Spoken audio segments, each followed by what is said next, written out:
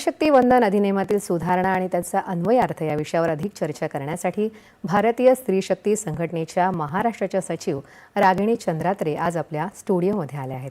नमस्कार मॅडम. नमस्कार. 9:30च्या बातमीपत्रात तुमचं मनापासून स्वागत. मॅडम, आज आपण बघतोय की देशभरातल्या महिलांच्या सशक्तीकरणासाठी नारी शक्ती वंदन विधेयक हे एक खूप मोठं पाऊल आहे. यामुळे महिलांची लोकसभेतली तसंच विधानसभेतली संख्या वाढणार आहे. महिलांचा राजकीय सहभाग वाढल्यानं विकसित भारताचं स्वप्न साकारण्यामध्ये कशा पद्धतीने मदत होईल असं तुम्हाला वाटतं? प्रथम मला इथे बोलवल्याबद्दल धन्यवाद.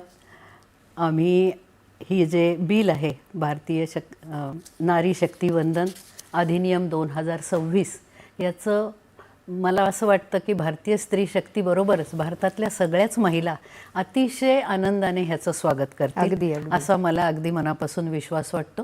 त्याचं कारण असं की आपल्या देशामध्ये महिलांची संख्या जवळजवळ अर्धी आणि सत्तेमध्ये महिलांचं प्रमाण फक्त 14%. अर्ध्या अधिक असलेल्या ह्या लोकसंख्येला निर्णय प्रक्रियेपासून सत्तास्थानापासून असं दूर राहणं कदाचित ठेवणं हे मला वाटतं फारसं योग्य ठरणार नाही.